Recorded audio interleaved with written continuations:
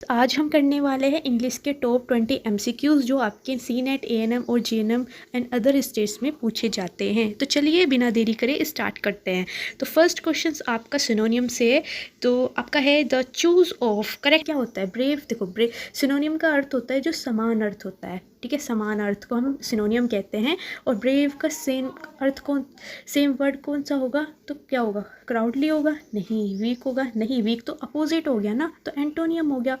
नहीं, वीक नहीं होता, टाइम्ड नहीं होता, तो आपका करेज आपका आंसर सही हो जाएगा।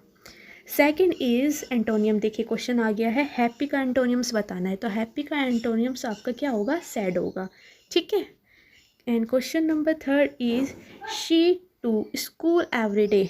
तो आपको ग्रामर के टेंस की बात कर रहे हैं, ये एवरी डे जाती है, तो आप क्या यूज़ करोगे? गो नहीं, गोन नहीं, गोइंग नहीं, goes. Goes is the correct answer हो जाएगा। Question fourth is Riya is reading book. मतलब इसमें क्या करना है आपको? नाउन का जो सेंटेंस है इसको इंडिफाइन करना है। तो रिया इज़ रीडिंग अ बुक, तो इसमें नाउन क्या हो गया आपका? बुक हो गई। क्या हो गई? बुक हो गई। Question number 5, choose is the correct spelling. आपको करेक्ट स्पेलिंग चूज़ करनी है और ये मोस्ट इंपॉर्टेंट है। ये क्वेश्चंस पूछा जाते हैं चूज़ द करेक्ट स्पेलिंग्स वाले, इनको ज़्यादा अच्छे से आपको ध्यान देने की ज़रूरत है, क्योंकि कई बार ऐसा होता है इंसान कंफ्यूज हो जाता है एग्ज़ाम टाइम के वक्त पर। Choose the correct spelling. Receive की स्पेलिंग बताइए। रिसीव की स्पेलिंग करेक्ट क्या होगी?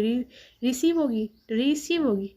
रिसीव होगी? नहीं, RECEIV आपका करेक्ट आंसर हो जाएगा।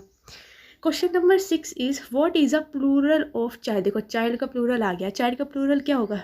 बताओ। चाइल्ड्स होगा? नहीं। चाइल्ड्स नहीं, चिल्ड्रंस नहीं, चिल्ड्रन आपका करेक्ट प्लूरल वर्ड हो जाएगा, ठीक है। ही is good dash mathematics. Okay, तो आपको ये प्रीपोजिशंस बताना है, तो वो किस में अच्छा है? मैथमेटिक्स में ना, तो आप क्या टिक करोगे? The correct answer is at. He is good at mathematics. Articles बताना है। देखो, जहाँ आपका एप्पल आता है, मतलब जो वोवेल्स वर्ड होते हैं ना आपके, वहाँ आप यूज़ करते हो एन।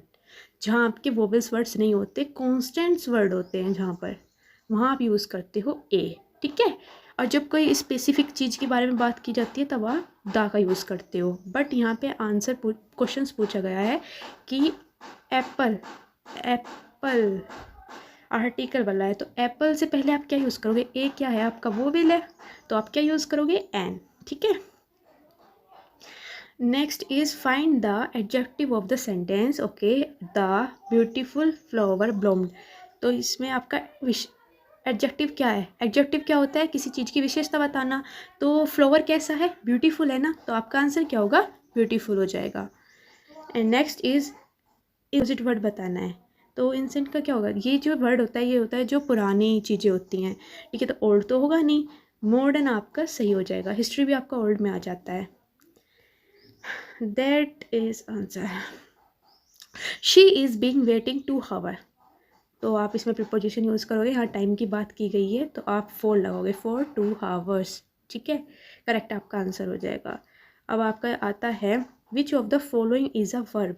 अब इसमें आपको वर्ब बतानी। वर्ब क्या होती है आपको पता है? वर्ब क्या होती है? जो आप काम कर रहे होते हो। तो हैप्पीनेस, क्विकली, ब्यूटीफुल नहीं, वर्ब्स होती है क्रिया। तो आप रन कर रहा है, तो रन आपका आंसर सही हो जाएगा। Choose the correct sentence. आपको सेंटेंस करेक्ट बताना है। बताओ जल्दी कमेंट में बताओ। इसका आंसर आप खुद बताओगे, ठीक है।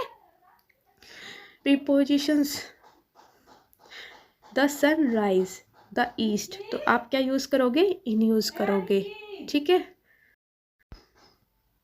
That is सिनोनियम। Choose the सिनोनियम of being.